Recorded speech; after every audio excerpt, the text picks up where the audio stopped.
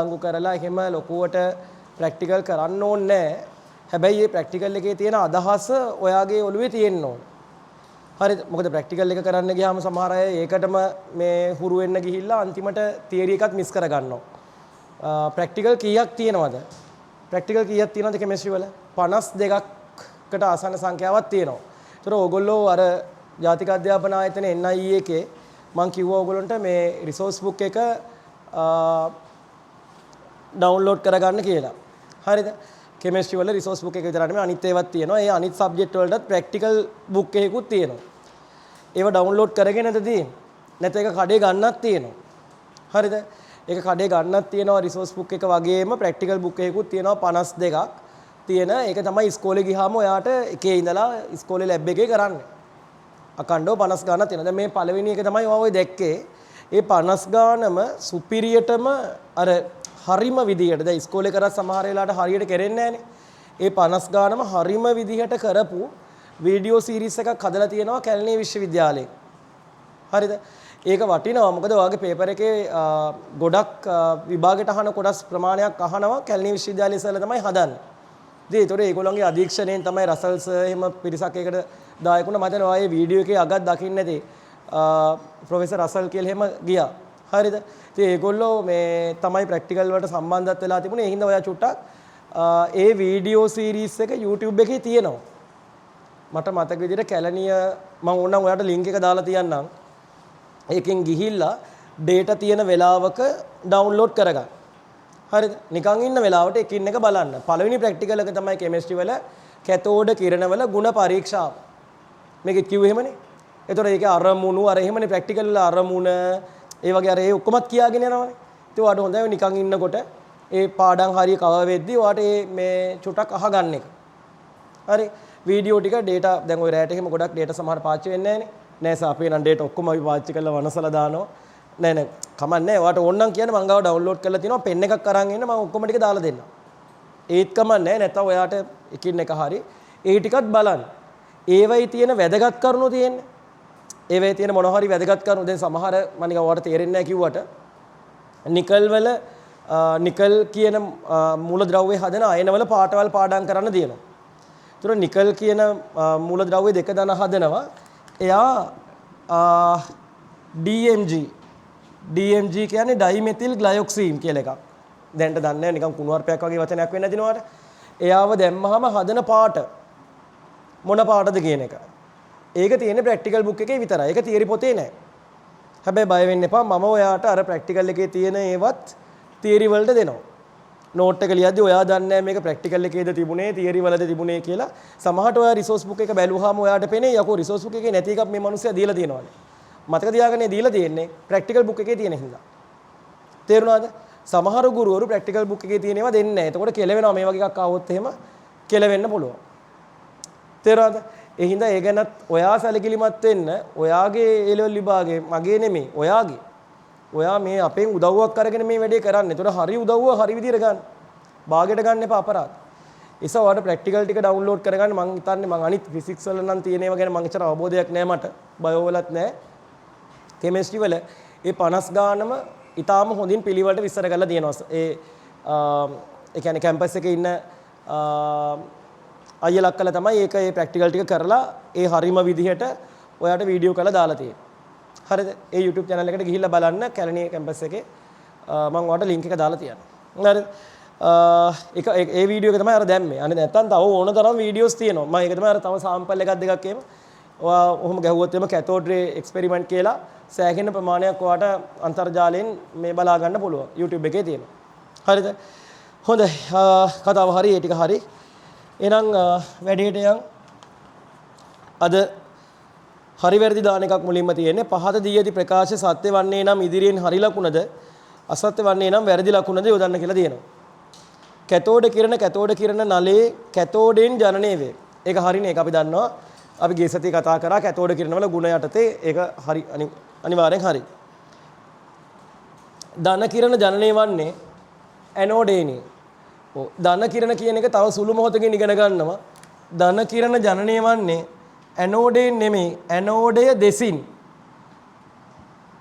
මෙන්න මේ ඇනෝඩය දෙසින් මේ වායුවෙන් හම්බ වෙන්නේ. මේ වායුවෙන් හම්බ වෙන්නේ. ඇනෝඩේ දෙසින් හම්බ වෙන්නේ. මේ කුණුහරුපයක්. ඒක වැරදි.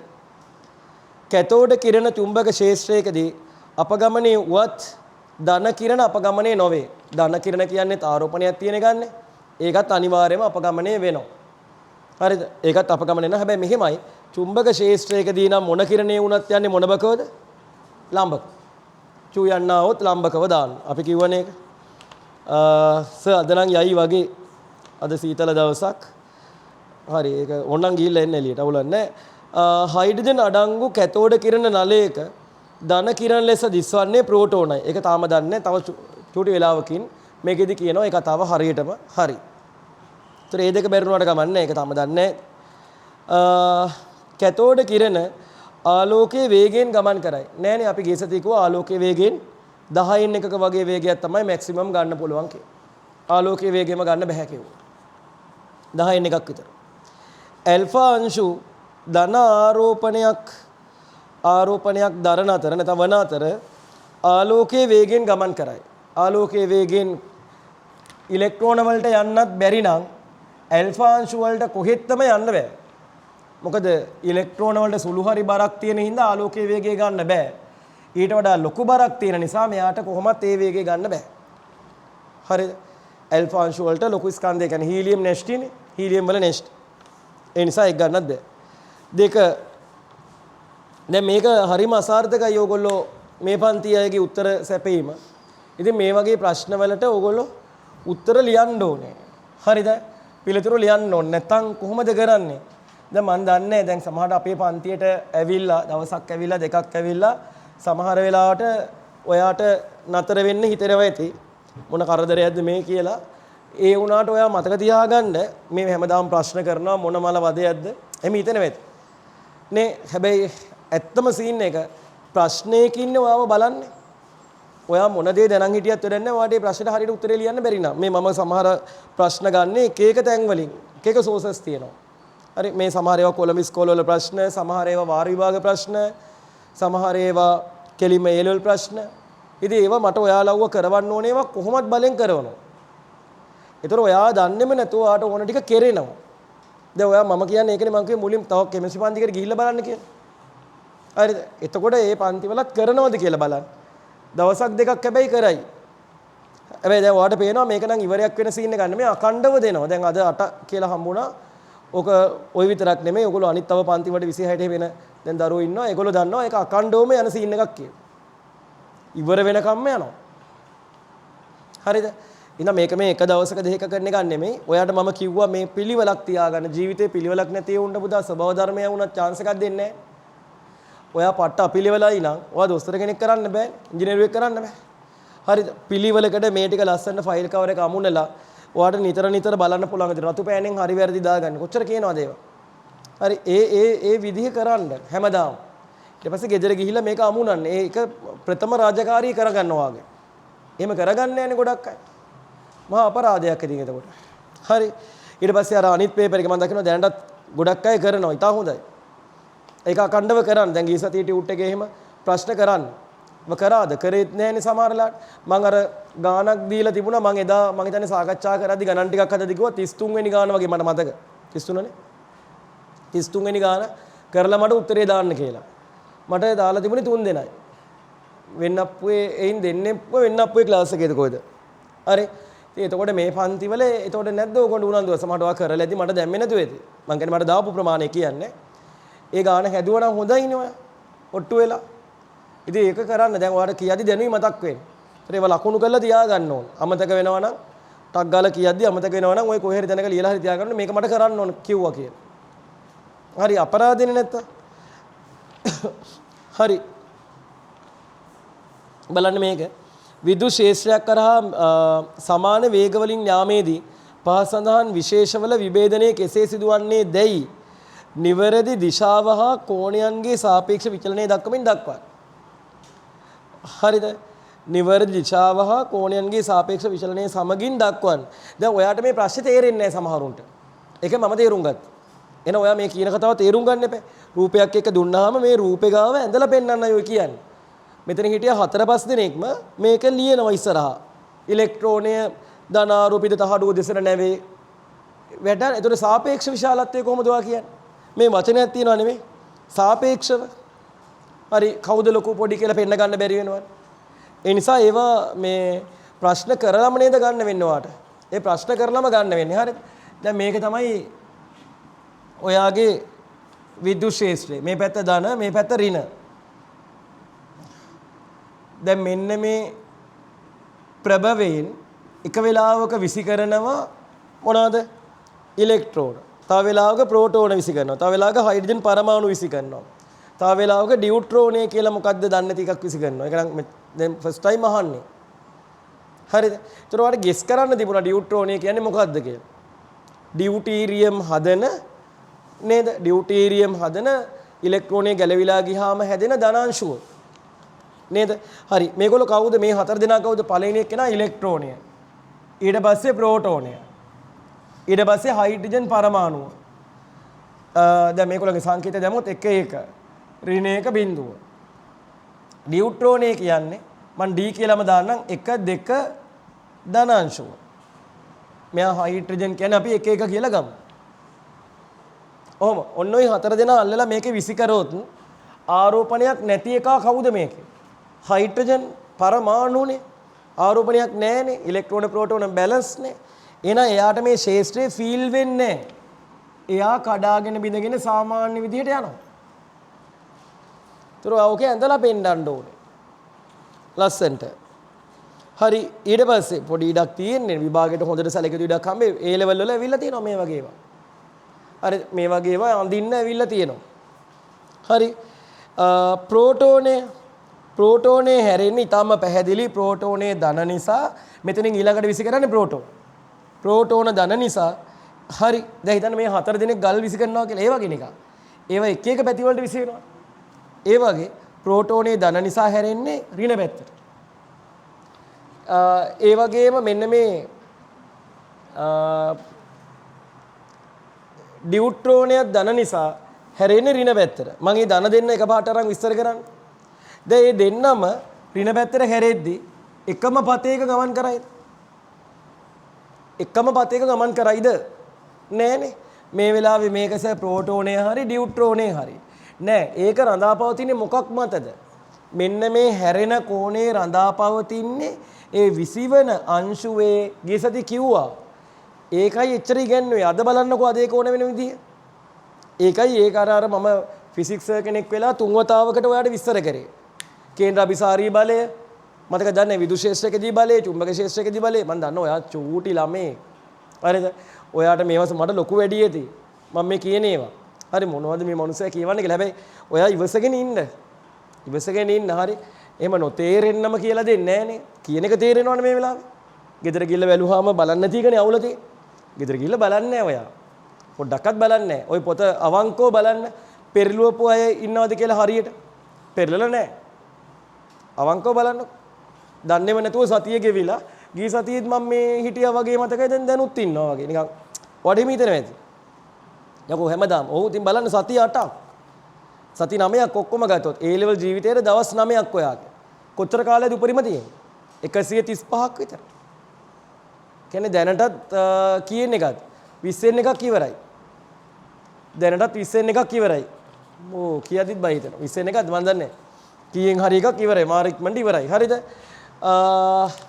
රයිට් මේ බලන්න දැන් මෙතන එකම මාර්ගයක ගමන් කරනවද නැද්ද කියලා තීරණය කරන්නේ ඊ බෙදීම එම්මගේය මං කෝ අඩුම ගානේ අර කියපු කතන්දර තේරුම් නැත්තම් මෙන්න මේකවත් ඔළුවේ තියාගන්න මොකද මේ කතන්දර වලින් ගත්තේ මේක කාගේ හරි ඊ බෙදීම එම්මගේ වැඩි නම් ඒ අනුව හැරෙන කෝණය අපගමනයේ වන කෝණය වැඩි වෙනවා අපගමනයේ වන කෝණය වැඩි වෙනවා හැරෙන කෝණය වැඩි වෙනවා ඔක තමයි දැනන් ඉන්න ඕන එහෙනම් අපගමනයේ වැඩි ඊ බෙදීමෙන් වැඩි නම් අපගමනයේ වැඩි බබා එතකොට අර යක්කුන්ගේ ඊ බෙදීමෙන් මගේ හොයමු කාගේද ප්‍රෝටෝනේ හොයන්න ප්‍රෝටෝනේ අපි හිතමු එයාගේ තියෙන්නේ ආරෝපණ 1යිනේ මෙතනම හොයමුකෝ ප්‍රෝටෝනේ ආරෝපණ 1යි ප්‍රෝටෝනේ ස්කන්ධයත් අපි ගමුකෝ එකක් කියලා එන ඊ බෙදීමෙන් මගේ නිකන් එහෙම ආදේශ කරොත් 1යි කියලා එතකොට ඩියුට්‍රෝනේ ආරෝපණය නම් 1යි ආරෝපණය නම් 1යි හැබැයි ස්කන්ධය 2යි එන එයාගේ ඊ බෙදීමෙන් මගේ භාගයයි මෙයාගේ ඊ බෙදීමෙන් මගේ එකයි. ඊ බෙදීමෙන් මගේ වැඩි එකා වැඩියෙන් හැරෙනවා. එහෙනම් මෙතන වැඩියෙන් හැරෙන්න ඕනේ කවුද? ප්‍රෝටෝනය. ඊට වඩා හරියටම කියනවා නම් තක්කෙට කියන්න පුළුවන් ඊ බෙදීමෙන් මගේ භාගයක් වෙන එක ප්‍රෝටෝනයේ හැරිච්ච කෝණය හරියටම පලාගෙන හරි මැදින් යන භාගයකින් හැරේ නේ. ඒ කියන්නේ මෙයා අංශක ඊ බෙදීමෙන් මගේ එක නිසා අංශක අපි නිකන් හිතන්නකෝ අංශක දෙකක් හැරෙනවා කියලා. මෙයා හැරෙන්නේ භාගය නිසා එයා හැරෙන්නේ එක අංශකයේ. එතකොට අන්න ඒවත් right. එතකොට මෙන්න මෙහෙම මැදින් පලාගෙන යනවා එක්කෙනෙක් මේ අංශක දෙකයි නා මේ අනිත් එක්කෙනා හැරෙන කෝණය. කවුද මෙතන ඉන්න ඕනේ? මෙතන ඉන්න ඕනේ D12 ධන. මෙතන ඉන්න ඕනේ EC ප්‍රෝටෝන. ලේසි නැද්ද කියන්නේ? ඒතර ගීසති ඉගෙන ගත්ත එක ඕන වෙන්නේ නැද්ද කියන්නේ මේකට? හරි ඕන නේද? ඒතර ඊ බෙදීමෙන් මගේ කියන එක ඕන. පැහැදිලිවම. දැන් නම් ඉන්න එක වටිනවා. ඕන වෙලාවක විභාගෙට එන්න පුළුවන්. ඊට පස්සේ තව ඉතුරුනේ ඉලෙක්ට්‍රෝනය. දැන් ඉලෙක්ට්‍රෝනයේ ඍණාරෝපිත නිසා එයා අහන්න දෙයක් නෑ. එයා හැරෙන්නේ මොන පැත්තටද? ධන පැත්තට. එයාගේ බෙදීමෙන් මගේ මට ආසයි ඔයාට කියලා හදා ගන්න. පුතා මට ආසයි එයාගේ බෙදීමෙන් මගේ ඔයාට කියලා හදා ගන්න. ඉක්මනට කියන්නකෝ. කොහොමද හදන්නේ? එයාගේ E ආරෝපණය නම් එකයි. ස්කන්ධය මේගොල්ලොන්ට දැම්ම ප්‍රෝටෝනයට එකක් කියලා. ඩියුට්‍රෝනයේ ස්කන්ධය දැම්ම දෙකක් කියලා. එන ඉලෙක්ට්‍රෝනයේ ස්කන්ධය දාන්නේ කීයක් කියලාද? කීයක් කියලාද පුතා දාන්නේ? ඉලෙක්ට්‍රෝනයේ ස්කන්ධය දාන්නේ අනුපාතිකව දාන්න එපා. නේ අපි එකම ස්කේල් එකෙන් මනිද්දී ප්‍රෝටෝනේ එකක් ලෙස සලකනවා නම් ඉලෙක්ට්‍රෝනේ සලකන්නේ වෙන්නේ එකක් ලෙසද? නෑනේ. 1840න් එකක් ලෙස. මතකනේ? 1840 නුත් එකක් ලෙස. චූටි බරක් නොසලකේ තරම් බරක්. එහෙනම් මචං මෙතන දාන්න වෙන්නේ මුට එක දැම්මනම් මෙතනට දාන්න වෙන්නේ එක බෙදීම 1840. එක බෙදීම 1840. එහෙනම් එයාගේ ඉබෙදීමෙන් මගේ කී දෙන්නේ? එයාගේ ඉබෙදීමෙන් මගේ එනවා මෙතන එකයි නම් මෙතන භාගයයි නම් මෙතන එනවා ඉබෙදීමෙන් මගේ. ඒ කියන්නේ අම්මෝ එන දඩ ගාණක් එනවා. 1840ක්.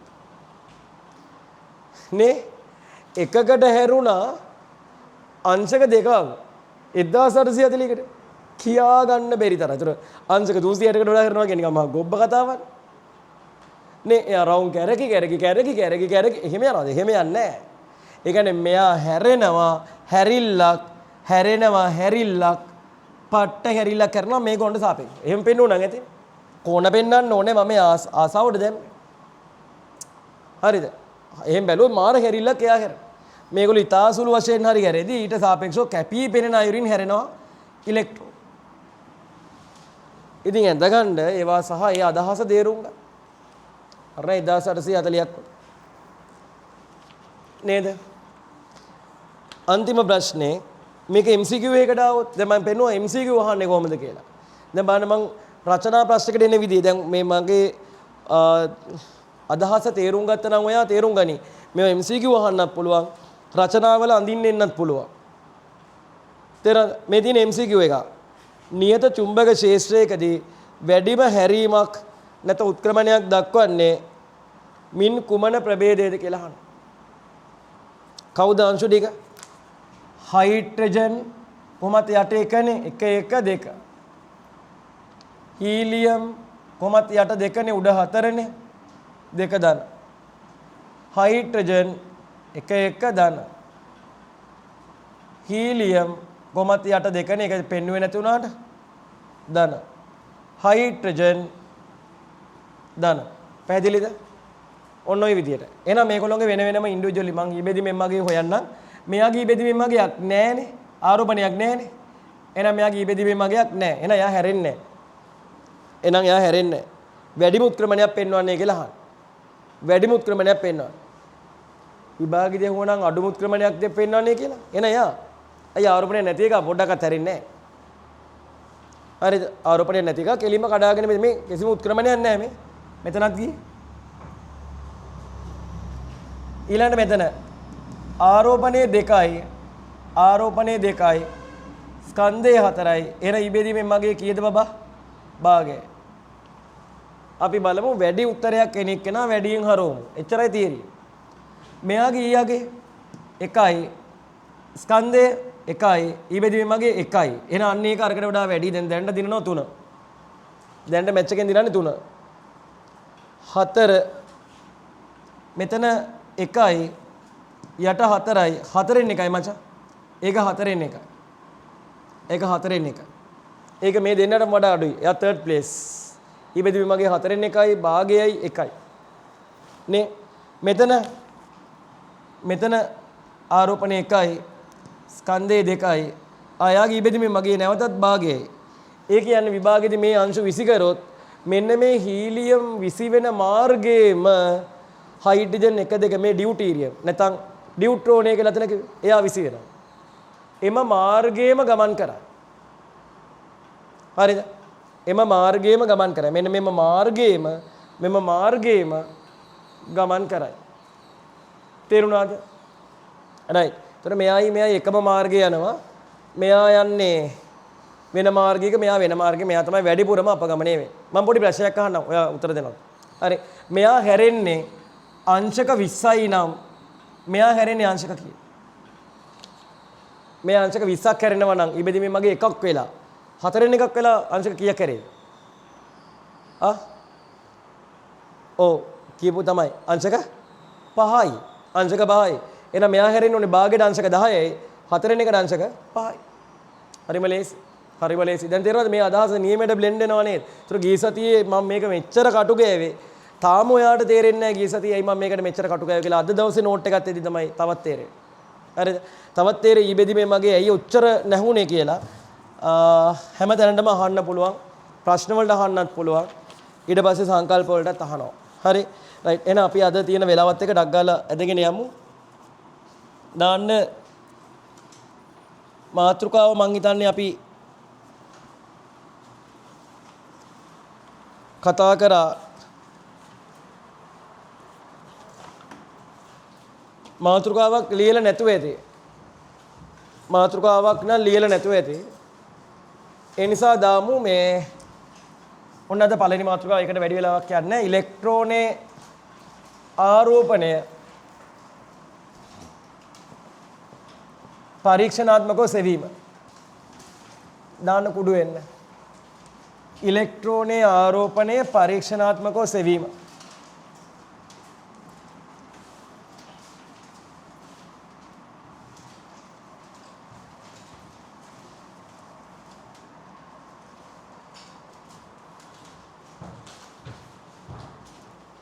ඉලෙක්ට්‍රෝනේ ආරෝපණය පරීක්ෂණාත්මකව සෙවීම. දැන් ඉලෙක්ට්‍රෝනේ මොනවාගේද හොයාගත්තේ? ඉලෙක්ට්‍රෝනේ හොයාගත්තේ තොම්සන් ඇතුළු කණ්ඩායම නැත්නම් තොම්සන් හොයාගත්තේ ඉලෙක්ට්‍රෝනේ මොනවාගේද?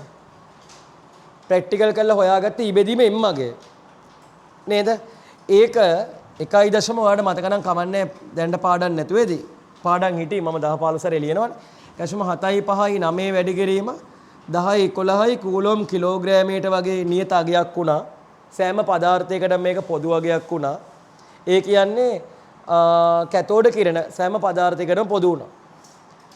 කැතෝඩ කිරණ කියන්නේ ඉලෙක්ට්‍රෝන කියලා තහවුරු කරා ස්ටෝනි විසින් නම් කරමු. මාතෘකාව කිව්වේ ඉලෙක්ට්‍රෝන වල ආරෝපණය නැත්නම් ඉලෙක්ට්‍රෝනීය ආරෝපණය පරීක්ෂණාත්මකව සෙවීම. ඉලෙක්ට්‍රෝනීය ආරෝපණය පරීක්ෂණාත්මකව සෙවීම. මේ පරීක්ෂණය කරේ කවුද? මේ පරීක්ෂණය කරේ තොම්සන් නෙමෙයි. මේ පරීක්ෂණය කරේ තොම්සන් නෙමෙයි. එයාගේ නම තමයි මිලිකන්. හරිද? එයාගේ නම මිලිකන්. එයා කරපු පරීක්ෂණයේ නම දැනන් ඉන්න ඕනේ ඔයා. දැන් මම මේකත් ඉස්සර අර ගිය සතියේ ඉගෙනුවා වගේ ඉබෙදීමෙන් මගේ කතාව වගේ ලුකුවට විස්තර කළා. ඒකෙත් තියෙන ඒවා විස්තර කරලා දෙනවා ඔයාට. මෙයාගේ පරීක්ෂණෙත් මාර රසවත්. එයා කරපු පරීක්ෂණයේ නම තමයි තෙල් බින්දු පරීක්ෂණය. බින්දු මෙහෙමද ලියන්නේ? කොහමද ඉංග්‍රීසියෙන් කියන්නේ oil droplet test. තෙල් බින්දු පරීක්ෂණය. මිලිකන්ගේ තෙල් බින්දු පරීක්ෂාව. හරිද? ඔය දැනගෙන ඉන්න ඕනේ මිලිකන් කරේ තෙල් බින්දු පරීක්ෂාව කියලා පරීක්ෂාවක්. ඒකෙදිත් පාවිච්චි කරේ ෆිසික්ස් මූලධර්ම පාවිච්චි කරලා ඉලෙක්ට්‍රෝනයේ ආරෝපණය මෙන්න මේ ඊයා හොයාගත්තා. ඔයාලට මතකද අපි කොහොමද ඊයා මේ දවස්වල ප්‍රැක්ටිස් කරා? වෙන වෙන තැන්වල ලිව්වා. පළවෙනි වතාවට ෆස්ට් ටයිම් ප්‍රැක්ටිකලි හොයාගත්තේ මිලිකන්. එන ඉලෙක්ට්‍රෝනේ සොයා ගැනීමේ ආරෝපණය සොයා ගැනීමේ ගෞරවය හිමින්නේ මිලිකන්ට. MCQ අහන්න පුළුවන් ඈ. හරිද? මේකේ අගේ වාට මතක නම් 1.6.2 වැඩි කිරීම 10 කූලොම් වුණා. 1.6.2 වැඩි කිරීම 10 කූලොම්. ඉලෙක්ට්‍රෝනේ ආරෝපණය. මිලිකන් හොයාගත්තේ මොන පරීක්ෂණය හරහාද? තෙල් බිඳු පරීක්ෂණය හරහා. කරන්නේ කොහොමද කියන එක ඇතන මම ඉස්සර නම් කියලා දෙනවා. මේ වෙලාවේ මම ඒක අද කියලා දෙන්නේ නැහැ ඔයාට. හේතුව ලොකුවට ඩිරෙක්ට් සම්බන්ධ නැහැ. භෞතික විද්‍යාත්මක සංකල්පයන් නිසා මෙයා කරේ මේ වගේ ශේෂ්ත්‍රයකට චූටි සිදුරු හේම විදලා තෙල් අංශු ඇතුල් කරා. තෙල් අංශු ඇතුල් කළා මේ තෙල් අංශු මත ඇතිවන බලයට අනුව සමීකරණ ගොඩනගලා ඒ සමීකරණ වලින් තමයි යා අන්තිමට ආරෝපණය හොයාගත්තේ. ඒ මොකද්ද සමීකරණ මොන වගේ ඒවද භෞතික විද්‍යාත්මක සමීකරණ මොනවද කියන එක මම ඔයාට අර අමතරව කියවන්න දාලා තියෙන පොතට දාලා තියෙනවා. බලන්න ගෙදර ගිහින්. මිලිකන්ගේ තෙල් බිඳු පරීක්ෂණේ අමතර කියවීමක් කියලා දාලා තියෙනවා. එයායි කරපු විදිය. ඔයා ඕනනම් ගෙදර ගිහිල්ලා බලන්න. එතකොට ඒවත් ඉතින් ෆිසික්ස් වලට සම්බන්ධ තියරියක් තියෙනවා. ඒක අපිට ඊට පස්සේ කෙමිස්ට්‍රි වල එන්නෙම නැහැනේ. ඒ හින්දා මම දැන් ඒක අදින්නේ නැහැ. හැබැයි අර ගියසති උගන්නපු ඊබෙදීමෙන් හැම වෙලාවෙම එනවා. ඊබෙදීමෙන් වැඩි නම් මොකද වෙන්නේ? හැරෙන ගතිය වැඩි. ඒක ඔළුවේ තියාගන්න දැන් ඒකවත් මතක තියාගන්න අඩු ගානේ. ඊබෙදීමෙන් වැඩි නම් හැරෙන ගතිය වැඩි. අපගමනේ වැඩි. හරි. මේකේ කොහොම හරි කරේ තෙල් බිඳු දාලා තෙල් බිඳු බැලන්ස් කරලා මේ ශේෂ්ත්‍රයේ ඒ අනුව තමයි මේ ආරෝපණය හොයාගත්තේ. හරි. දැන් උන ඉලෙක්ට්‍රෝනේ ආරෝපණය හොයාගත්තා මිලිකන්. ඒතර ඊබෙදීමෙන් මගේ හොයාගත්ත මොනසන්ද? තොම්සන්. එහෙනම් තව එකක් හොයාගන්න පුළුවන් කාට හරි ඕන. තාම කාගේවත් නමක් නැද්ද? සර් මං ටක් ගාලා හොයාගෙන මං ටක් ගාලා ඉතිහාසගත වෙන්නම්. ඉලෙක්ට්‍රෝනේ මොන කන්දේද? බුදා ඔයාලට පුළුවන් ඔන්න ඉලෙක්ට්‍රෝන ස්කන්ධය. ඉතින් නේද? මෙයාගේ මෙතෙන්ට ආදේශ කරලා මේකක් දන්න හින්දා මේක හොයන්න බැරිද? පුළුවන්. අපිට අවස්ථාව නැහැ. ඒකත් තොම්සන්ම හොයාගෙන ඉවරයි. හරිද? ගොඩක් පොත්වල තියෙන තොම්සන් හොයුවා කියලා තමයි. මෙයාගේ එන්නේ ඔයාලට මතක නම් 9.1.7 වැඩි කිරීම 10 කිලෝග්‍රෑම් කියලා එනවා. ඒ දෙක බෙදුවාම අගේ ගැන හිතන්න එපා මම නිකන් ලිව්වේ හරිද? එහෙම මේ දෙක බෙදුවාම මේ අගේ එනවා. මට ආසයි ඔයගෙන් පොඩි ප්‍රශ්නයක් අහන්න. කොච්චර කිව්වත් කෙමිස්ට්‍රිත් එක්ක අර ගණන් නැත්නම් භෞතික විද්‍යා සංකල්ප ගලවන්න බෑ. ඇදිලා තියෙනවා. පොඩි දෙයක් අහන්නම්. දැන් ඔයගොල්ලෝ ඒකක මාන නම්මනම් ඉවරයිනේ පන්තිවල. යන පන්තිවල ඉවරයිනේ. හරි. මෙතන කූලෝම් කිලෝග්‍රෑමයට කියන අගේ කූලෝම් ග්‍රෑමයට කරොත් කීයද? කූලෝම් ග්‍රෑමයට. කියන්නේ කූලෝම් ග්‍රෑමයට. කූලෝම් කිලෝග්‍රෑමයට 1.759 වැඩි කිරීම 10 කූලෝම් කිලෝග්‍රෑමයට. මේක කූලෝම් ග්‍රෑමයට උනොත්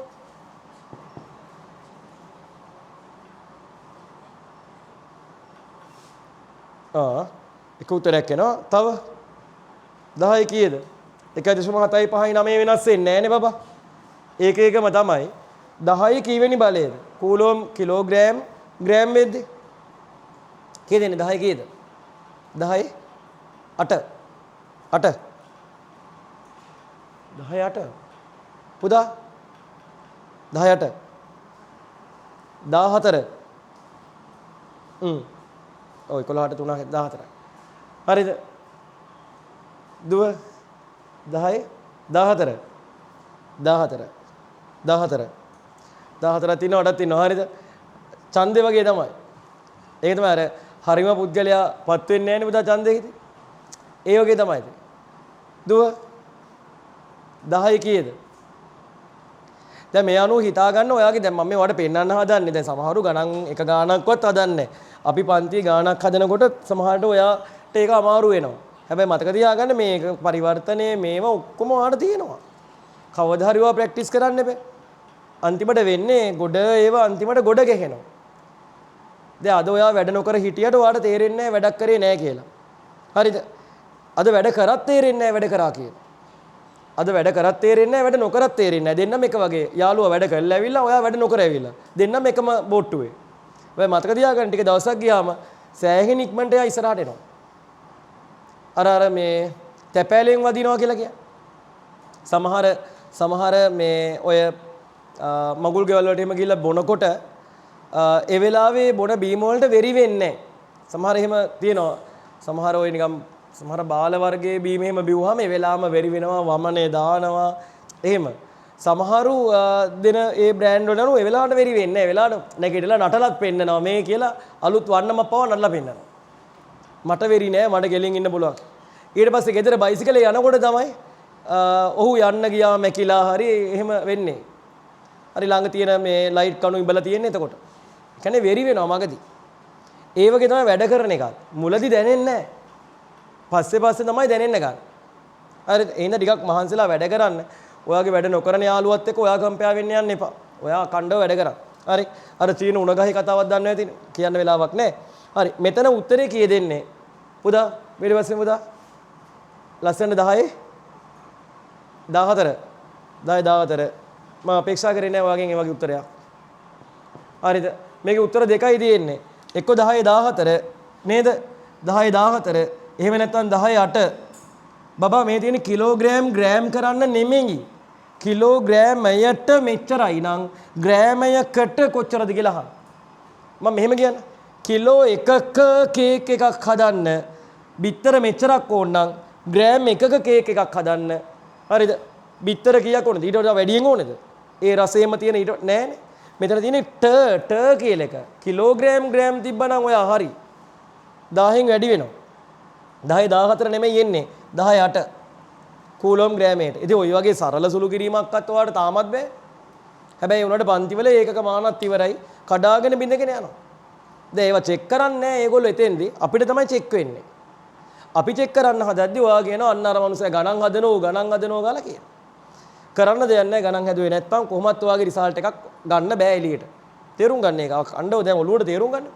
ඔළුවට මේක දී ගන්න එපා. කවදා හරි කොහොම හරි දෙන්න ඕනේ. ඒක තමයි මේ කරන්නේ. චුට්ට දෙනවා චුට්ට. මහා හැමදාම ගණන්ම හදන්නේ නැහනේ. මමත් තියරි පාර්ට්ස් කරනවානේ ඔක්කොම. ඉතින් මට ගානක් දෙකක් හදන්නත් අවස්ථාවක් දෙන්න පන්ති. හරි මේකේ ඇත්ත තත්ත්වය තේරුම් ගන්න. විභාගෙට නිකන් ඇවිල්ලා කතා කර ඉන්න කියලා කියන්නේ නැහනේ. හරි විභාග අධීක්ෂකත් එක්ක හොඳට ඇවිල්ලා chat එකක් දාන් ඉන්න. ඔයාලට රිසල්ට් එකක් දෙනවද? එහෙම නැහැ. ඒ හින්දා අදාළ දේවල් පැය දෙක නැත්නම් පැය 3යි විනාඩි 10 ඇතුලේ හරියට ලියන්න ඕන. ලියන්න බැරි වුණොත් අනාතේ. දැන් මේ පාරේ ඒ අකුරු තියෙන්නේ බයෝ වලට කීයද? පුත්තලන් දිස්ත්‍රික්කේම 20යි තියෙන්නේ. ඊතනක ඉස්කෝල කීයක් තියෙනවද? ඉස්කෝලම 20කට වඩා තියෙනවා. ඉස්කෝලම 20කට වඩා ඉන්නවා. ගුරුවරු ඉන්නවා මං හිතන්නේ 60ටමාරක්. ඒතර එක ගුරුවරයෙක් එක එකක් හදලා නැහැ පුත්තලෙම. හැම ඉස්කෝලෙම බයොලොජි ටීචර් කෙනෙක් හරි සර් කෙනෙක් හරි ඉන්නවනේ. ටියුෂන් මාස්ටර්ලාත් ඉන්නවනේ තෝගයක්. මේ ඔක්කොම තමිල් මීඩියම් ඒකට තමිල් මීඩියමුත් එක්ක ඒ කියන්නේ අර ඔයගොල්ලන්ගේ පුත්තලෙන් පැත්තේ තියෙන ඔක්කොම දෙමළ ඉස්කෝලයි මුස්ලිම් ඉස්කෝලයිත් එක්ක ආනමඩුව පැති ඉස්කෝල මෙහි කොහෙද අර දංකොටුවේ හිතන්න කොච්චර පරාසයක්ද කියලා. ඒ අකුරු 20ක් කියන්නේ. ඉතින් කොහේ හරි අවුලක් තියෙනවා. ඉතින් ඒකනේ පුත්තලන් දිස්ත්‍රික්කයේ බයොලොජි වල පළවෙනියා ලංකාවෙන් 100 වෙනියා වෙලා තියෙන්නේ. කොච්චර දුරද? සෑහෙන දුරින්. අපරාධය. ඉතින් හරියට ඔයා වැඩ කරන්න මහන්සියලා වැඩ කරන්න නැති වුණොත් අන්තිමට ප්‍රතිඵලය තමයි පේන්නේ. හරි. මම මේ ළඟ ඉස්කෝල වලට එහෙම මේ අලාවතේ බයෝ ඒ අකුරක් නැද්ද දන්නේ නැහැ. ෆස්ට් ෂයි මම දන්න විදිහට නම් නැහැ. ලොකුවට. ෆස්ට් ෂයි ගත්ත කවුරුත් ඒ අකුරු ගත්තා නැහැ. හරි. එහෙනම් අපි මේ කතාව ඩක් ගාලා ලියමු. මිලිකන්ගේ තෙල් බින්දු පරීක්ෂණය. චූටි දෙයක් ලියන්නේ. මිලිකන්ගේ තෙල් බින්දු පරීක්ෂණය කියන නම දැනගන්න මට ඒ ඇති. හොයා ගන්න විදිහ මම උගන්වන්නේ. රයිට්. ඒ ආරෝපණය හෙව්වා. ඒ ආරෝපණය හරහා ඉලෙක්ට්‍රෝනේ මොන කන්දයක් හෙව්වද පස්සේ තොම්සන් ස්කන්ධයක් හෙව්වා ඉබෙදීමට ආදේශ කරලා. ටක් ගාලා ලියාගමු. තෙල් බින්දු පරීක්ෂණය හරහා ඉලෙක්ට්‍රෝනයේ ආරෝපණය තෙල් බින්දු පරීක්ෂණය හරහා ඉලෙක්ට්‍රෝනයේ ආරෝපණය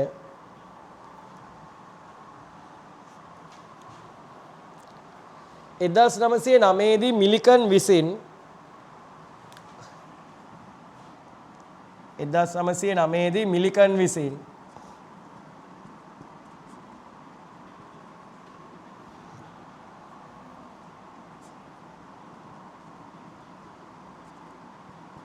ගණනය කරන ලදී.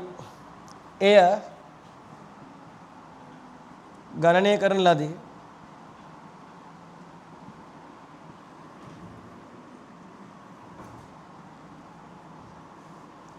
එය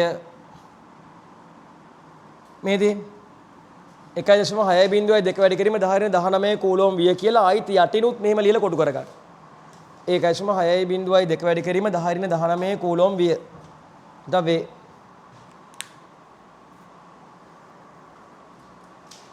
මේක ඇවගාඩ්‍රෝ සංඛ්‍යාවෙන් වැඩි කරොත් වෙන්නේ මොන නියතේද?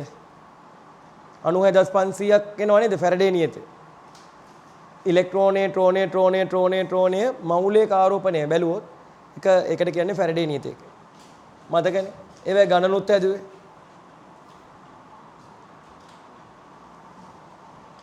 අවශ්‍ය නම් උනන් චූටි අනුමාත්‍රකාවක් දාන්න ඉලෙක්ට්‍රෝනික ස්කන්ධයේ සෙවීම කියලා. වැඩකුත් නෑ ලොකුවට. ඉලෙක්ට්‍රෝනික ස්කන්ධයේ සෙවීම කියලා ඕනනම් දාගන්න.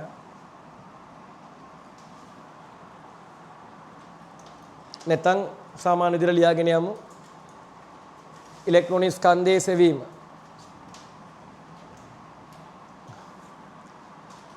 ඉලෙක්ට්‍රෝනී ඉබෙදීම එම්මගේ දන්නා බැවින්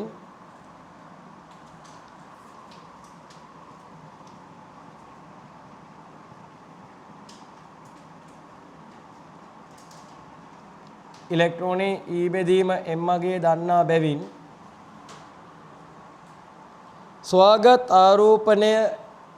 ස්වාගත් ඉලෙක්ට්‍රෝනී ආරෝපණය ඇසුරෙන් ඉලෙක්ට්‍රෝනී ඉබෙදීම එම්මගේ දන්නා බැවින් ස්වාගත් ඉලෙක්ට්‍රෝනයේ ආරෝපණය ඇසුරෙන්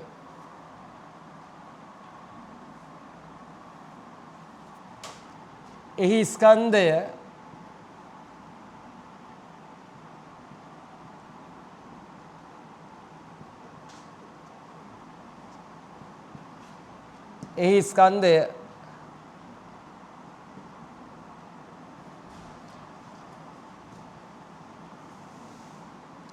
තොම්සන් විසින්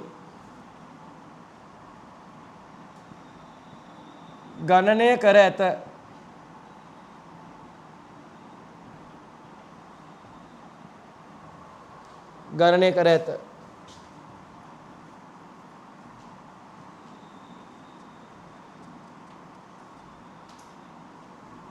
එහි අගය 9.1.7 වැඩි කිරීම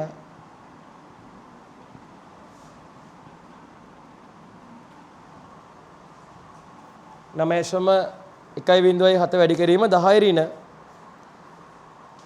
10^31 කිලෝග්‍රෑම් වෙයි.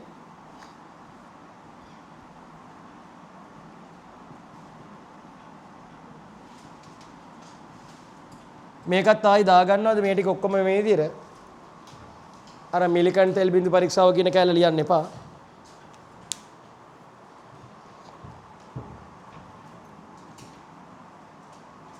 මෙන්න මේ ටික ආයි ලියන්න ඉබැදීමෙන් දන්නවා. තොම්සන් විසින් හොයාගත්තේ. මේක. එතකොට ඉලෙක්ට්‍රෝන ආරෝපණය මිලිකන්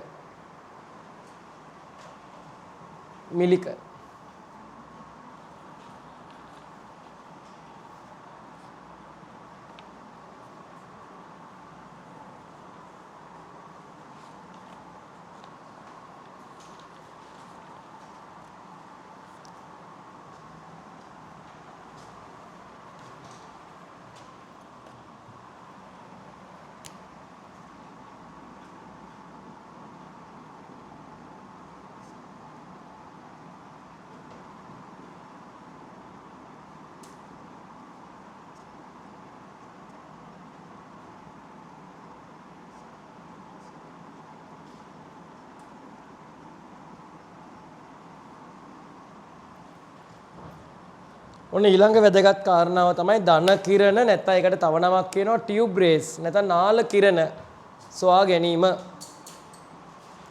ධන කිරණ නැත්නම් නාල කිරණ සොයා ගැනීම. ධන කිරණ නාල කිරණ සොයා. හරිද මේක ඉවරද? ඉසල කොටු කරා වගේ කොටු කරගන්න ආයිසරයක්. දැක්කහම එතකොට පේනවනේ ඈතට. දැන් ඔයාම දන්නා කියන්නේ මේ බෝඩ් එක බලන්න පුරුදු වෙන්න එපා අර O level වගේ හැම වෙලාවෙම එක අදහසක් දැනගත්තාම ලියාගෙන යන්න. හරි. දැන් ඔන්න අපි ඉලෙක්ට්‍රෝනේ හොයාගෙන ඉන්නේ ඔය කාලෙම දැන් ඉලෙක්ට්‍රෝනේ තියෙනා වගේම ප්‍රෝටෝන තියෙන්නත් එපේ. මෙන්න මේ ප්‍රෝටෝන ගැන හොයාගන්න තමයි දැන් අපි හදන්නේ. ප්‍රෝටෝන ගැන හොයාගන්න තමයි දැන් අපි හදන්නේ. ධන කිරණ, නාල කිරණ. මේකත් එක්තරා විදියකින් අර කැතෝඩ කිරණ පිස්සුව නිසා වෙච්ච දෙයක්. මැකුව ඔක්කොම. කැතෝඩ කිරණ පිස්සුව නිසා වෙච්ච දෙයක්. මොකද්ද? මාතෘකාව දැම්ම ධන කිරණ, නාල කිරණ කියලා අහගන්නේ නැහැ මොම්. ඔක්කොම ටික විස්තර කරලා ඊට පස්සේ එකපාර ලියාගමු. අපි ආයි යනවා 1885 වගේ කාලෙට. 1885. එයාගේ නම තමයි ලස්සන නමක්. මිචිගන් කියලා කෑල්ලක් තියෙනවා. ඒක ඕනේ. මේ නම ඇති. කියන්න බලන්න. ගෝල්ස්ටයින්. ගෝල්ස්ටයින්. එයා මොකද කරේ? හරි එයා කරේ දැන් ওই කාලේ කැතෝඩ කිරණ පිස්සුවනේ. ওই කැතෝඩ කිරණ පිස්සුව ගහපු අය තමයි ක්‍රූක්ස් හොයාගත්තට පස්සේ තොම්සන්ට හොඳටම ලෙඩේ වැදුනා. එයා හොයත් ගත්තනේ ඉලෙක්ට්‍රෝනේ. ඊට පස්සේ මතකද අර එක්ස් කිරණ හොයාගන්නෙත් ඒ හරහා තමයි රොන්ජන්. මෙන්න තව ඒ වගේ පොරක්. හරිද? ඒ කාලේ හිටපු. එයාගේ නම තමයි ගෝල්ස්ටයින්. එයා මොකද කරන්නේ? එයා කරන්නේ මේ වගේ හරි කැතෝඩේ සහ ඇනෝඩේ අතර කිරණ වර්ගයක් එයා දකිනවනේ. කිරණ වර්ගයක් දකින. හැබැයි එයා මෙන්න මෙතෙන්ට පාවිච්චි කරේ නිකන් කැතෝඩයක් නෙමෙයි. මොන හරි වෙලා සමහරට මම ඒ ගැන එච්චරම මම දන්නේ නැහැ. මොකක් හරි වෙලා සමහරට එයා පාවිච්චි කරලා තිබුණේ සවිවර කැතෝඩයක්. සමහරට ඒක හමු දෙයක් වෙන්න පුළුවන්. සමහරට එයා හිතාමතා කරපු දෙයක් වෙන්න පුළුවන්. කැතෝඩේ යා මොකක් කරාද? සිදුරු සහිත කරා. නිකන් හිතන කුකුල් කූඩු දැලක් වගේ කරා කි. නිකම්ම මේ පැත්තේ අකඩ කැල්ලක් නිකන් දාන්න නැතුව කැතෝඩේට සිදුරු තියෙන කැතෝඩයක් පාවිච්චි කරලා ඍණාරූපිත දහඩුව ධනාරූපිත දහඩුව අතර කැතෝඩ කිරණ හැදෙව්වා. දැන් කැතෝඩ කිරණ හැදෙනවද මේකේ? අනිවාර්යෙන් හැදෙනවා. හරි අපි මෙහෙම ගමු. මේ තියෙන්නේ මගේ සිදුරු සහිත හරිද? මේ තියෙන්නේ මගේ සිදුරු සහිත මොකද්ද? කැතෝඩේ. හරිද? මේ තියෙන්නේ මගේ ඇනෝඩේ. එතකොට මේ වටේ තියෙන බිත්තිය තමයි වීදුරු බිත්තිය. මේ වටේ ඔක්කොම වීදුරු බිත්තිය. අර සුදු පාට තිරේ වීදුරු. මේ ඔක්කොම වීදුරු. දැන් ඔයා හිතන්නේ එහෙම හරි. දැන් මොකද ඔන්න කැතෝඩ කිරණ හැදුවට පස්සේ මොකද වෙන්නේ? දැන් ඔන්න කැතෝඩ කිරණ කොහොමද ස්විච් එක දාන්නේ? හරිද? ස්විච් එක කවුරුහරි දාන්න ඕනේ නැත්නම් යන්න විදියක් නැහැ. දැන් මන්නද. හරිද? ඔන්න ස්විච් එක දැම්මට පස්සේ මොකද වෙන්නේ? කැතෝඩ කිරණ හැදෙනවානේ බා. කැතෝඩ කිරණ හැදිලා දැන් මේ සිංක් සල්ෆර් මෙතෙන්ට මේ දක්වා යනවා. මේ පැත්තේ නැත්නම් මේ යන මාර්ගයේ හොඳට දිලිසුමක් දෙනවා. හරිද? හැබැයි වැඩේ තියෙන්නේ මෙයා බලාපොරොත්තු නොවෙච්ච නිරීක්ෂණයකුත් ආවා. මෙන්න මේ පැත්තෙත් සිංක් සල්ෆයිඩ් ආලේප කරලා තිබුණේ. මේ පැත්තෙත් දිලිසුමක් දුන්නා. දැන් මේ පැත්තට දිලිසුමක් දෙන්න එන මේ පැත්තට මොන හරි කිරණ වර්ගයක් ගිහිලා තියෙන්න ඕනේ. දැන් සාමාන්‍යයෙන් දිලිසුමක් දෙන්න ඕනේ මේ පැත්ත. හරිද? ඒ පැත්තේ දෙන අතර මෙහෙත් දුන්නා. දැන් ඒ කියන්නේ මෙහෙ දෙනවා කියන්නේ සාමාන්‍ය විදියට කැතෝඩ කිරණ හැදිලා. කැතෝඩ් රේස් හැදිලා. එහෙනම් මේ පැත්තේ දිලිසුමක් දීලා තියෙන්නේ ඇයි? දැන් මේක මාර ප්‍රහෙලිකාවක් කාටද? ගෝල්ස්ටයින්. ගෝල්ස්ටයින්ට මේක ප්‍රහෙලිකාවක්. දැන් මේ කැතෝඩ කිරණ නලේ දැක්කහම ආයිසරයක් මේකට හෙන ලව් කරා කවුද?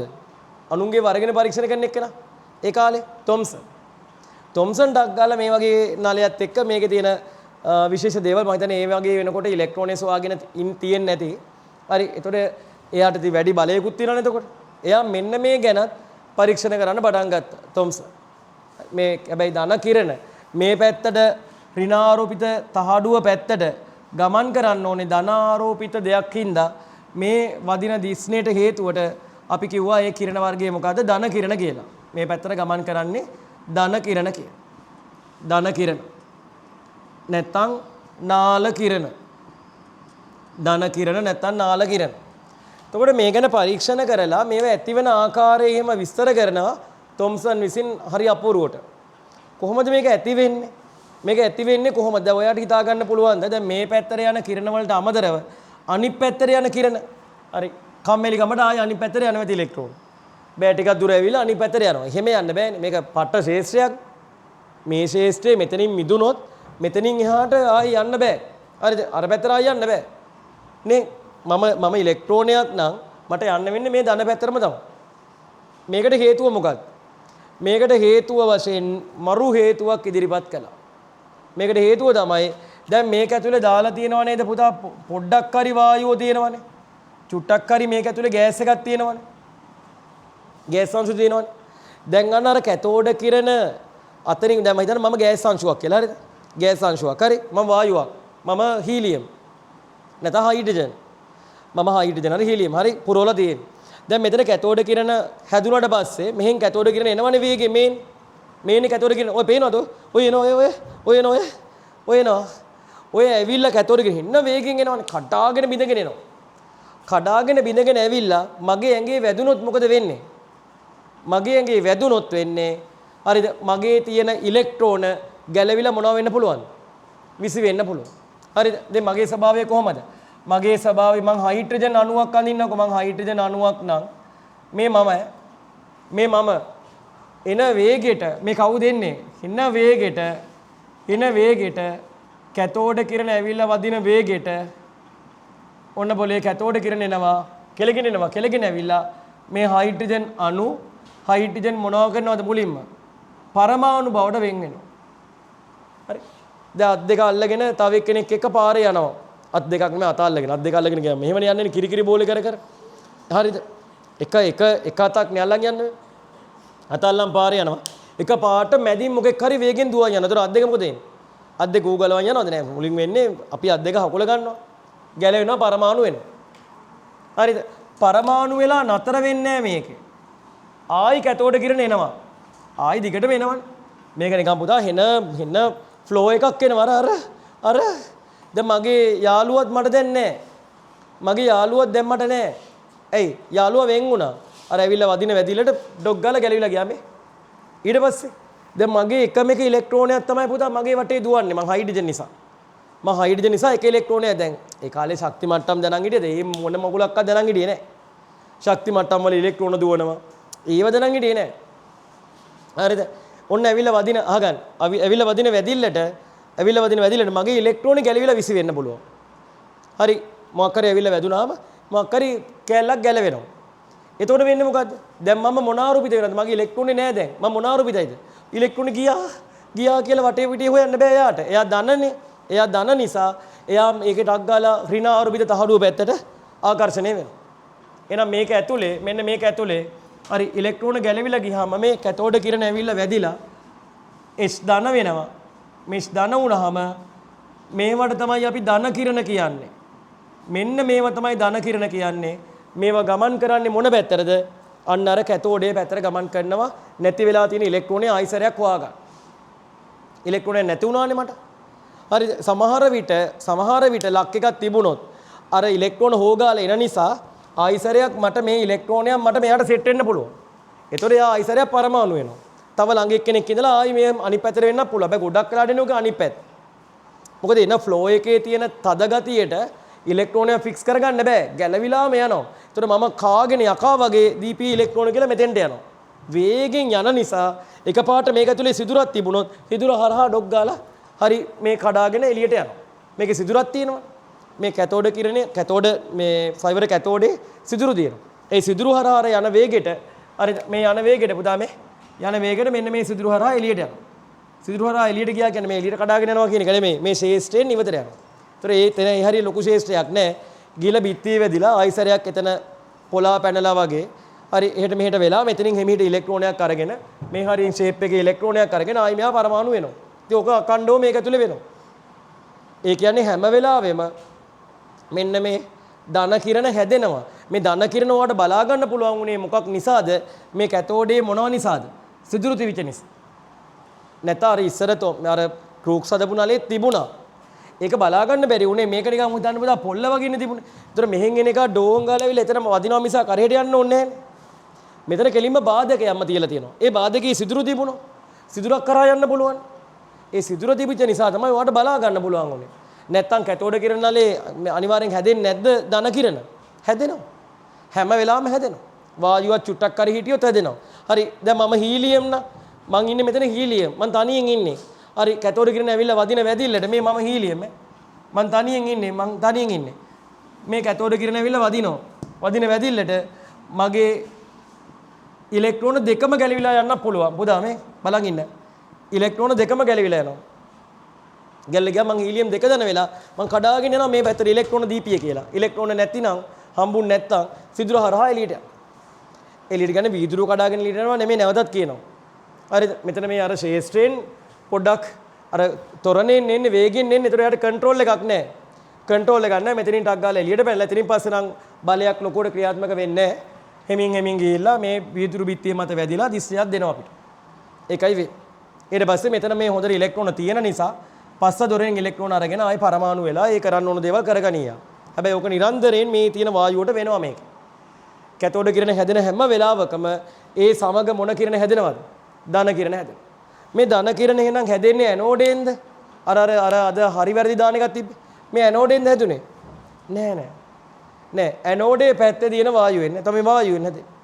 වායුව මොනවා වෙලාද? අයනීකරණය වෙලා. වායුව අයනීකරණය වෙලා හැදෙන්නේ. වායුවෙන් ඉලෙක්ට්‍රෝන ගැලවිලා හැදෙන්නේ. එහෙනම් මේ ධන කිරණ වල ස්වභාවය කැතෝඩ කිරණ වගේ හැම වෙලාවෙම එකම වගේද? නෑ. ඇයි මේ බලන්න. හයිඩ්‍රජන් වායුව පිරුණොත් පිරෙව්වොත් හැදෙන ධන කිරණ මේක නම් හීලියම් පිරෙව්වොත් හැදෙන ධන කිරණ මේක. මේගොල්ලෝගේ ප්‍රොපර්ටිස් චෙක් කරොත් මෙයාගේ දැන් උදාහරණයක් විදිහට ගත්තොත් ඊ බෙදීමෙන් මගේ වගේ එකක් හෙව්වොත් ඊ බෙදීමෙන් මගේ හෙව්වොත් මෙයාගේ ඊ බෙදීමෙන් මගේ වෙන්නේ නැහැ නේ මෙයාට. කැතෝඩ කිරණ පොදු වුණාට ධන කිරණ හැම පදාර්ථයකටම පොදු වෙන්නේ නැහැ. ඒ පුරවන වායුව අණුව හැදෙන ධන කිරණ වර්ගය වෙනස් වෙනවා. හයිඩ්‍රජන් පෙරෙව්වොත් H දාන මේක ඊ බෙදීමෙන් මගේ කීයද? E1යි M එකත් 1යි. මේක E2යි M එක 4යි. මෑස් එක 4යිනේ හීලියම් 2 4 වගේ නිසාම. ඒතර මෙයාගේ ඊ බෙදීමෙන් මගේ වෙනස්. එන ඒවා පරීක්ෂණ ඉස්සරහට තව කරගෙන ගියා. ඒවා පිටෙන්ට එමු. එහෙනම් ওই විදිහට තමයි මේ කිරණ ගැන පරීක්ෂණ මුලින්ම පටන් ගත්තේ. හොයාගත්තේ කොහොමයි? එහෙනම් විභාගෙදී අහනවා මේම. ධන කිරණ ඇතිවන්නේ ඇනෝඩේනි. නෑ වැරදි. ධන කිරණ ඇතිවන්නේ කැතෝඩ නලයේ වූ වායුව අයනීකරණය වීමෙනි. හරිද? ධන කිරණ නිරීක්ෂණය කිරීමට සයිවර කැතෝඩයක් අවශ්‍යය. ඔව් නිරීක්ෂණය කරන්න ඕනේ. හරිද? ධන කිරණ සෑදීමට සයිවර කැතෝඩයක් අවශ්‍යය නැහැ. ධන කිරණ හදන්න සයිවර කැතෝඩයක් ඕනේ නැහැ. කොහොමත් හැදෙනවා. ඒක පේන්නේ නැත්තේ ඇයි? දැන් මෙතන නිකන් පුතා බාධකයක් දාලා තිබ්බාම කෙලින්ම මෙයා ඇවිල්ලා සිදුරක් නැහැ කෙලින්ම වැදිලා ඉලෙක්ට්‍රෝන ගන්නවනේ. ඉලෙක්ට්‍රෝන ගන්නකොට අර පැත්තේ දිස්සයක් සාමාන්‍යයෙන් දෙන්නේ නැහැ. තේරුණාද? එහෙනම් මේක මතක තියාගන්න ඔය වගේ MCQ වල එන වගන්ති අනුව වෙනස් වෙන්න පුළුවන්. හරි සරල දෙයක් මම කිව්වේ. හොඳයි ওই ටික මේ ගැන පරීක්ෂණ කරේ මොනසන්ද? තොම්සන් පරීක්ෂණ කර ඉඳලා අන්තිම හොඳම හරිය කරනකොට එයාගේ වෙලාවේ ගෝලයා වෙච්ච රදර්ෆර්ඩ්ට පවරනවා අවසාන පරීක්ෂණ ටික කරන්න. විශේෂයෙන්ම මෙන්න මේ ඊ බෙදීම එම්මගේ ආසිත පරීක්ෂණ. හරිද?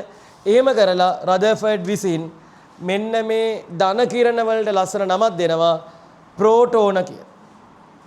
එහෙනම් ප්‍රෝටෝනේ කියන නම දෙන්නේ කවුද? රදර්ෆර්ඩ්.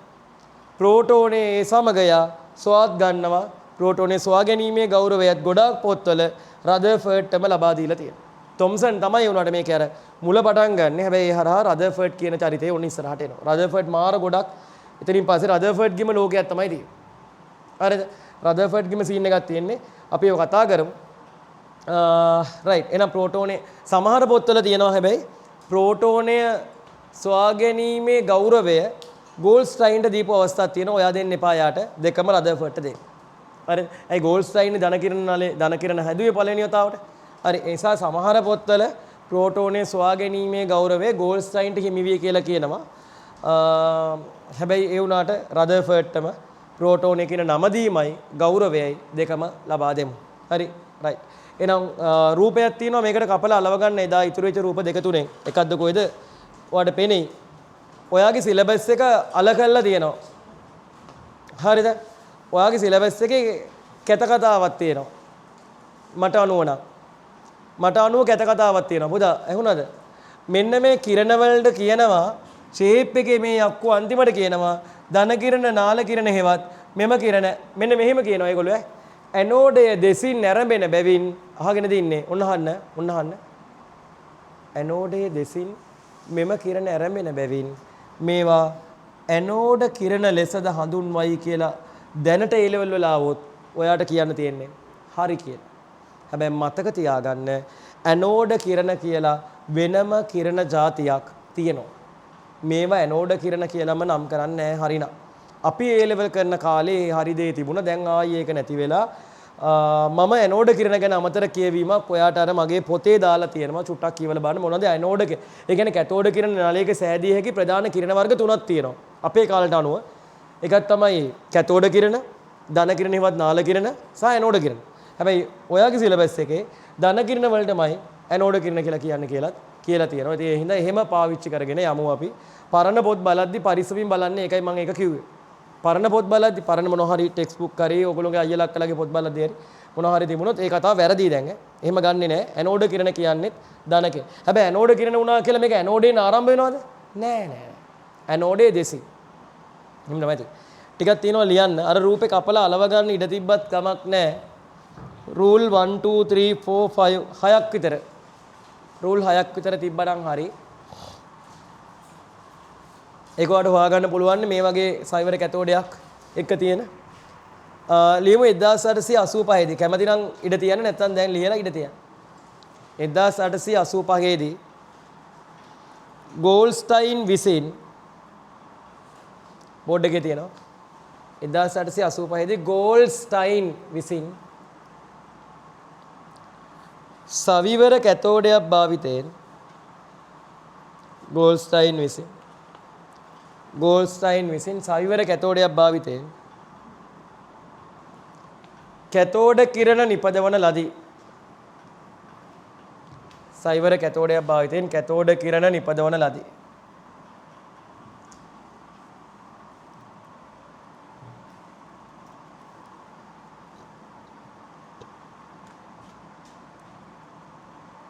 එහිදී කැතෝඩ කිරණ වලට අමතරව කැතෝඩය දෙසින්ද එහිදී කැතෝඩ කිරණ වලට අමතරව කැතෝඩයේ දෙසින්ද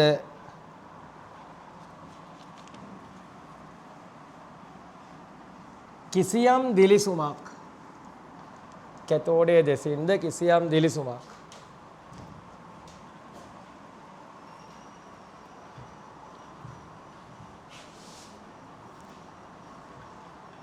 ගෙන දෙන කිරණ වර්ගයක් නිකුත් විය.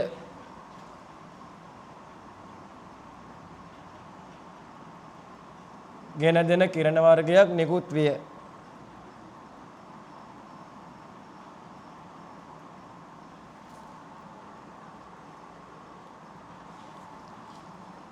කැතෝඩය දෙසට ගමන් කරන මෙම කිරණ කැතෝඩය දෙසට ගමන් කරන මෙම කිරණ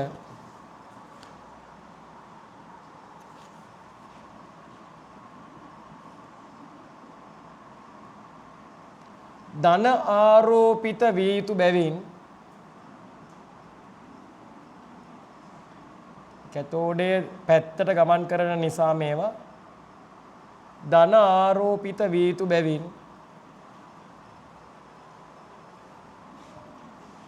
ධන ආරෝපිත විය යුතු බැවින් ධන කිරණ ලෙස මෙතන එළිරක් ඕනනම් දාන ධන කිරණ නාල කිරණ ටියුබ් රේස් කියලාත් කියනවා.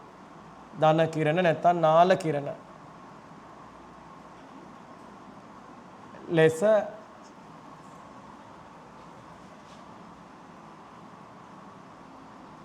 හඳුන්වන ලදී.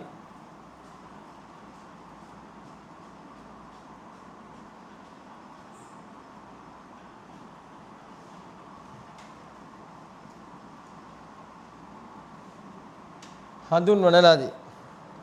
මෙම කිරණවල ගුණද තොම්සන් විසින්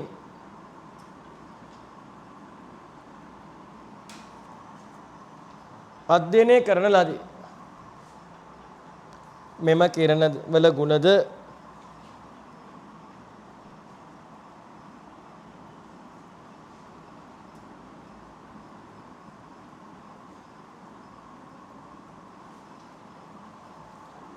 ඊළඟ පොඩි මාතෘකාවක් වගේ එකක් දාන්න චුටි අනුමාතෘකාවක් ධන කිරණ ඇතිවන ආකාරය කියලා. ධන කිරණ ඇතිවන ආකාරය.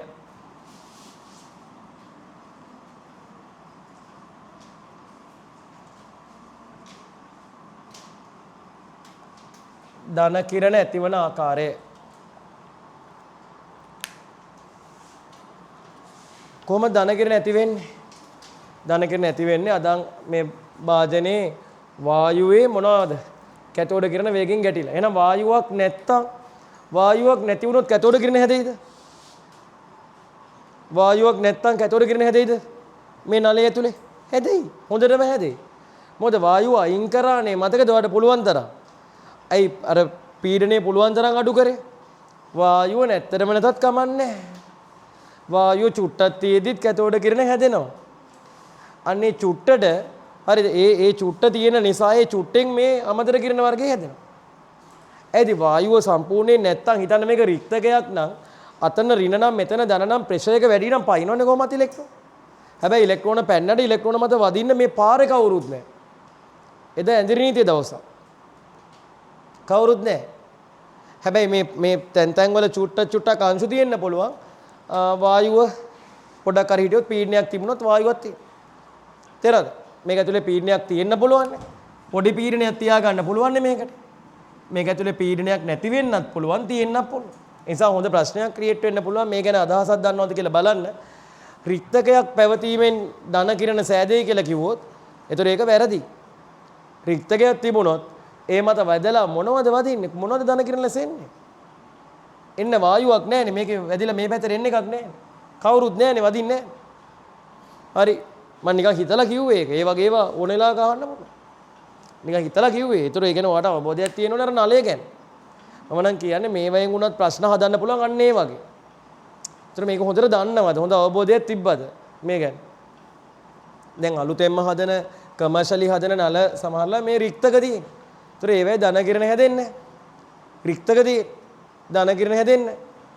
හරි. රයිට්. අපි නිකමඩ කිව්වේ. එහෙනම් ඔන්න ඔයගේ කැතෝඩ කිරණ ඇවිල්ලා වැදිලා අණු තිබුණොත් පරමාණු වෙනවා. ඊට පස්සේ පරමාණු මත ආයි කැතෝඩ කිරණ ඇවිල්ලා වැදිලා ඊට අදාළව ධන අයන නැත්තම් ධන කිරණ හදනවා. හරිද? මෙතන නම් හීලියම් 2 ධන අයනයක් හැදෙන්න වුණත් පුළුවන්. මෙතන හයිඩ්‍රජන් ධන අයනයක් හැදෙන්න පුළුවන්. මේව තමයි ධන කිරණ වෙන්නේ. ඒතකොට ධන කිරණ පුරවන වායුව අණුව නිරන්තරයෙන් වෙනස් වෙනවා. නිරන්තරයෙන් වායුව අණුව වෙනස්. ඒතර ಗುಣ බැලුවොත් එහෙම මේගොල්ලෝ ඊබෙදිමින් වගේ යගයන් චෙක් කරොත් නිරන්තරයෙන් මේවයි වෙනස්. ඒක තමයි කරේ. හරි. එතෙන්ට යන්. එහෙනම් මේක පොඩ්ඩක් විස්තර කරගෙන යමු. ලියන්න චුට්ටක්. කැතෝඩ කිරණ නලයක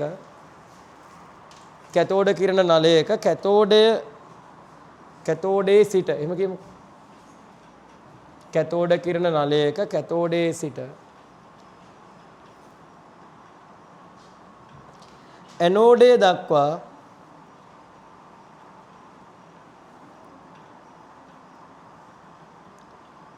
අධිවේගීව ඉලෙක්ට්‍රෝන ගමන් කරයි. අධිවේගීව ඉලෙක්ට්‍රෝන ගමන් කරයි.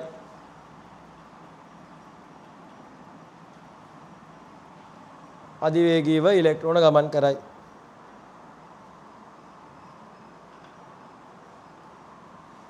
මේවා කැතෝඩ නලයේ වායුවක් පවතී නම් කියලා කිව්ව. ඔයා ටිකක් නැත්තම් හිතයින් නැත්තම්. මේවා කැතෝඩ නලයේ වායුවක් පවතී නම් මේවා කැතෝඩ නලයේ වායුවක් පවතී නම් ඒ මත ගැටෙයි.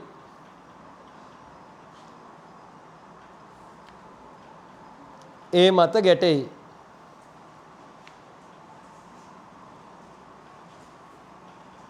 වායු අණු පැවතීමෙන්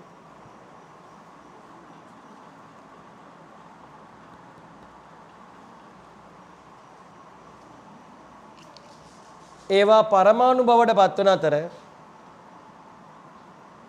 වායු අණු පැවතීමෙන් ඒවා පරමාණු බවට පත්වන අතර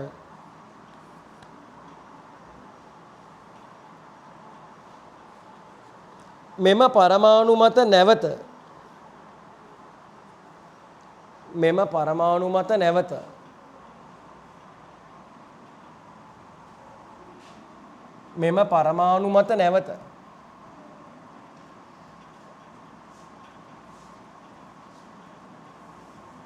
කැතෝඩ කිරණ ගැටීමෙන් මේ දෙන වේගයට ලියන්න පුරුදු වෙන එකත් මාර ප්‍රැක්ටිස් එකක්. හරි. එම පරමාණු මත නැවත කැතෝඩ කිරණ ගැටීමෙන් ඒවා ධන අයන බවට පත් වේ.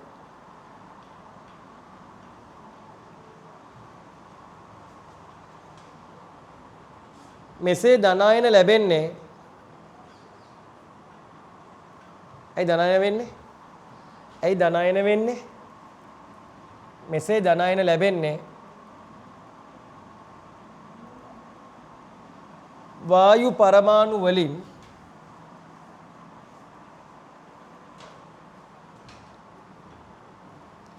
මෙසේ ධන අයන ලැබෙන්නේ වායු පරමාණු වලින් ඉලෙක්ට්‍රෝන ගැලවී යාම හේතු වෙනි.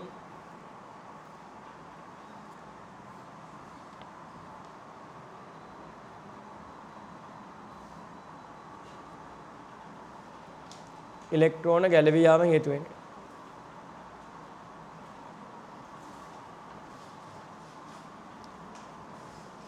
දැන් මොකද වෙන්නේ? ඉලෙක්ට්‍රෝන ගැලවිලා ගියපු ධන අයන අර පැත්තට යන්න ඕන. මෙහෙනේ මගේ කැතෝඩේ. මෙසේ ඉලෙක්ට්‍රෝන ගැලවී ගිය ධන අයන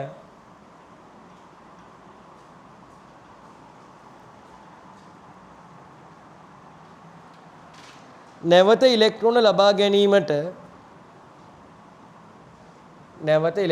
ගැනීමට වේගයෙන් ත්වරණයෙන් වේගයෙන්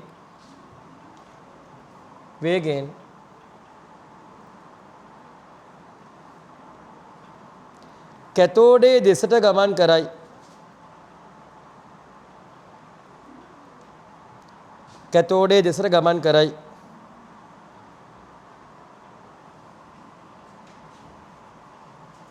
දැන් සිදුරක් තිබ්බොත් මොකද වෙන්නේ? සිදුරු සහිත කැතෝඩයකදී සිදුර හරහා යනවා.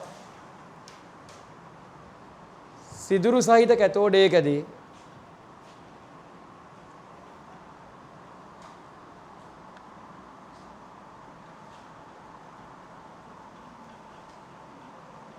එම සිදුරු හරහා ගමන් කර මේ සරල රේඛියවනේ යන්නේ. ඒකට යාට එම සිදුරු හරහා ගමන් කර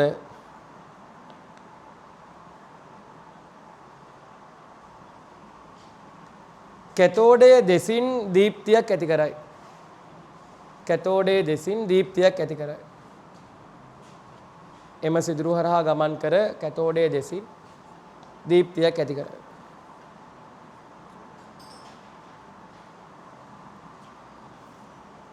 රයිට්. අර අන්තිමට කියලා තියෙන ගොන් කතාවත් ඔන්න ඔය කියමු. මොකද මේවා ඇනෝඩය දෙසින් ඇරඹෙන බැවින් මේවා මොන කිරණ කියලාත් කියනවද? ඇනෝඩ කිරණ කියලාත් කියනවා. ලියන්න. තවද මේවා ඇනෝඩයේ දෙසින් ඇරඹෙන නිසා ඇනෝඩ කිරණ ලෙසද හඳුන්වයි. කනම් මං එච්චර ආස නැහැ.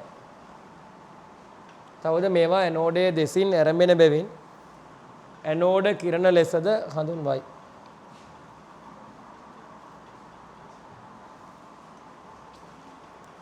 දැන් අපි අලුතේ දෙක කියමු. තවද මේවා ඇනෝඩයේ දෙසින් ඇරඹෙන බැවින් ඇනෝඩ කිරණ ලෙසද හඳුන්වයි. අලුතේ දෙක කියමු. මේ පහතින් දැක්වෙන්නේ මොකද? හයිඩ්‍රජන් පිරවීමෙන් හෝ හීලියම් පිරවීමෙන් හැදෙන එකිනෙකට වෙනස් ධන කිරණ කියලා කියමු. හරිද? මෙන්න දාන්න කැතෝඩ නලයේ වූ වායුව අණුව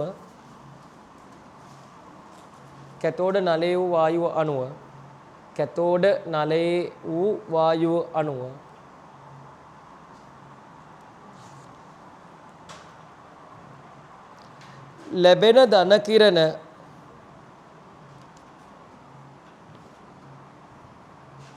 එකිනෙකට වෙනස් වෙයි.